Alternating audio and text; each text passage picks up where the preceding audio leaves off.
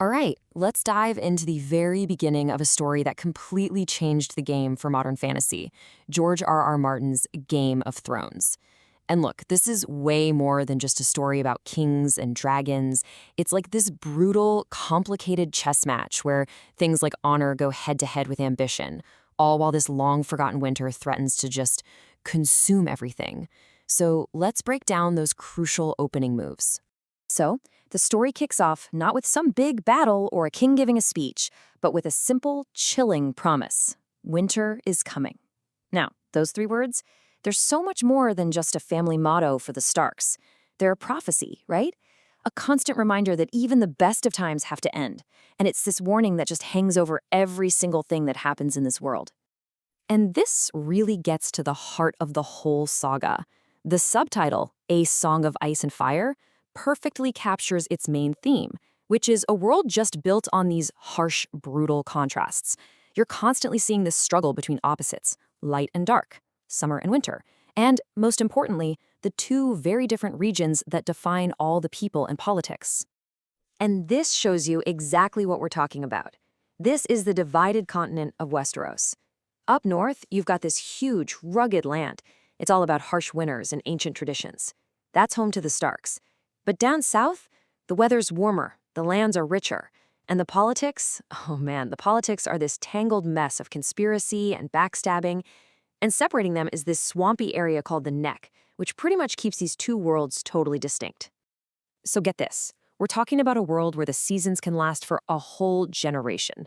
A really long, great summer is finally ending, and nobody knows what this coming winter is going to bring. The whole place is ruled by King Robert Baratheon, a guy who actually stole the throne in a rebellion against the old Targaryen dynasty. But his whole reign is built on a really fragile peace, and the scars from that last war, they're definitely not gone. All right, so our story really gets going in the heart of the cold, remote north, with the rulers of Winterfell, House Stark. Their symbol is the direwolf, and their motto, Winter is Coming, says everything about their serious, honorable way of looking at the world, which is, a huge contrast to the sneaky, cunning lords down south. We get introduced to the head of the family, Lord Eddard Ned Stark, through this really core belief he has about justice. He basically believes that a leader can't just pass off the hard parts of the job. If you sentence a man to die, you owe it to him to look him in the eye and swing the sword yourself. That one idea tells you pretty much everything you need to know about this guy. He's honorable, he's responsible, and he does not compromise. Ned and his wife Catelyn have this full house, and each of their kids is kind of on a different path. You've got Robb, the heir who does what he's told, Sansa, who just dreams about the knights and ladies of the South, Arya, a total rebel who wants nothing to do with that world, Bran, an adventurer who wants to be a knight, and then there's little Rickon, who's still just a kid. And kind of brooding off to the side of all of them is Jon Snow, Ned's bastard son. He's an outsider right in his own home, and that creates a lot of tension. And this is where things get a little weird, a little supernatural. On their way back from an execution, the Starks find a dead direwolf. This is a mythical creature nobody's seen south of the Wall for hundreds of years, and she's left behind 6 pups, one for each of the 6 Stark kids, including the outcast, Jon. This isn't just a lucky find, it feels like a powerful omen, something that's tying the fate of these kids to the ancient magic of the North. But okay, while the wolves of the North are dealing with omens in the snow, there's a totally different kind of power stirring across the sea.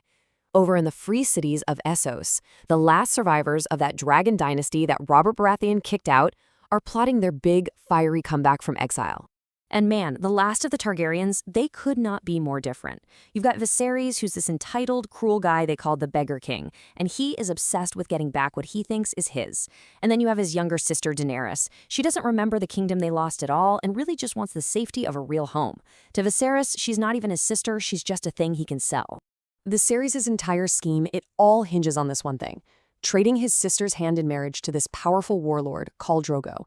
And what does he get in return? Khal Drogo's giant army, which Viserys plans to use to invade Westeros and take back his stolen throne.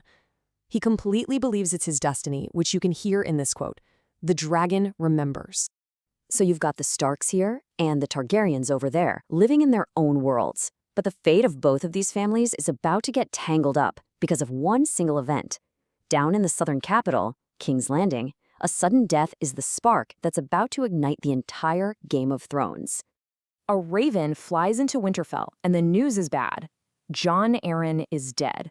And this isn't just some random lord. He was the Hand of the King, basically the second most powerful man in the kingdom. And he was like a father to both Ned Stark and King Robert. And his death was, well, it was sudden, and it seems really, really suspicious. So because Jon Arryn is dead, King Robert has to act. He rides all the way north to Winterfell for the first time since he became king, and he has one reason: to ask Ned Stark to be the new Hand of the King. This royal visit, it's no honor. It's an invasion, and it's bringing the whole snake pit of southern politics right to the Starks' front door. The arrival of the king and his whole court is this huge, disruptive thing. And when King Robert shows up, he is just a shadow of the man Ned Stark remembers. The amazing warrior Ned fought beside is gone, replaced by this guy who's gotten fat and miserable, just drowning all his problems in wine. And what's the very first thing Robert asks for when he gets there? It's not about politics, it's not about the future, it's about the past. He wants to go down into the crypts to see the tomb of Lyanna Stark, Ned's sister and the woman Robert was supposed to marry. Her death is what started the rebellion that put him on the throne in the first place, and it's so clear that this old wound is still haunting both of them. Okay, so while all these lords and ladies are busy playing their political games, moving their pieces around the board, the book's prologue just screams at you, you're all playing the wrong game. The real threat, it's not coming from the south.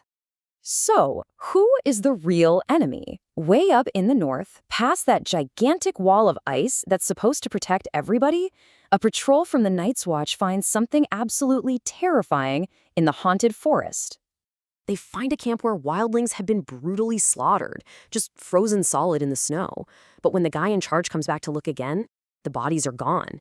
And suddenly, the question is just hanging there in the frozen air: are the dead actually dead? In that moment, the story shifts from a political drama to just pure supernatural horror. And then the patrol is ambushed, not by people, by beings straight out of myths, the Others. These things are creatures made of living ice, carrying crystal swords that can shatter steel. And they bring with them this unnatural cold, a cold that literally burns. They are death walking. The very last thing the only survivor of that patrol sees is the reanimated body of his own commander, with his eyes burning this unnatural icy blue. And that final image, it just reframes everything. The great game for the Iron Throne might be about power and politics, sure, but the real war, the one that's brewing in the far north, that's a war for the survival of every living person against the long night that's coming. The real game has just begun.